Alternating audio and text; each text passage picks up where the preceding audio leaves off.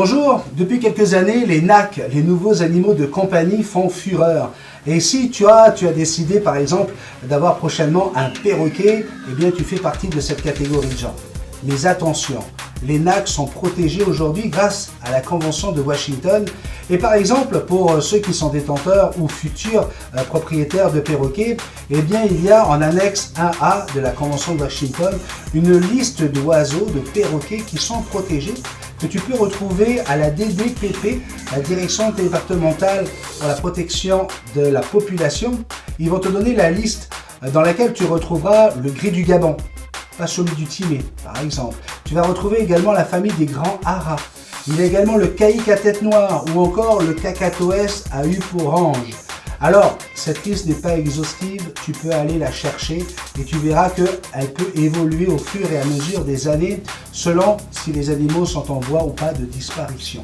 Alors c'est une convention qui protège bien sûr contre le braconnage et qui te permet de savoir lorsque tu achètes ton animal que tu as affaire à un éleveur professionnel, quelqu'un qui respecte les lois. Car attention, nombreux sont nos abonnés qui ont été malheureusement qui ont dû se départir de leur oiseau parce qu'ils ne respectaient pas ces règles. Donc, premier tuto, aujourd'hui on va parler du CERFA 12446-1 qui est tout simplement un certificat de marquage qui doit être signé par l'éleveur et le vétérinaire et qui va te permettre justement de commencer ta procédure qui va être encore rajoutée avec deux autres CERFA dont je te parlerai dans un prochain tuto. Donc pour l'instant, regarde bien, je suis allé pour toi chercher le document, vous allez pouvoir le voir complètement et je t'ai mis quelques petites notes en rouge histoire de t'aider à le remplir. En espérant que cette vidéo va te servir, on commence tout de suite avec le CERFA 12446-1. Bon visionnement.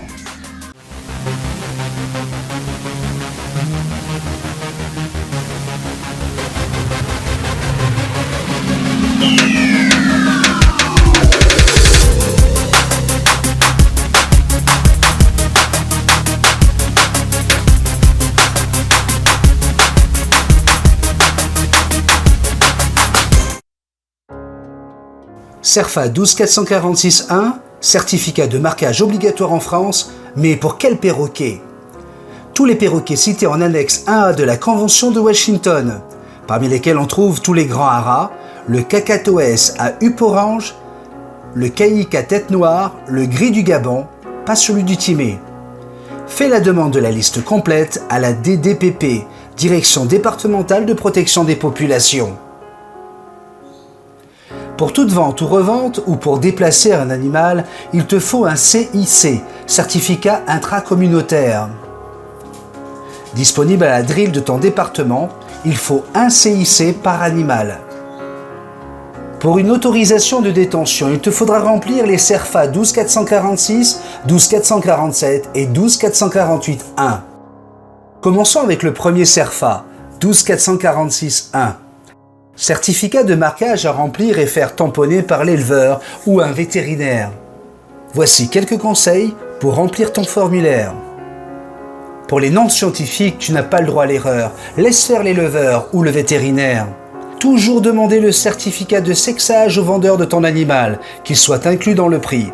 Un vendeur professionnel doit fournir un certificat de naissance, sinon il faut se méfier.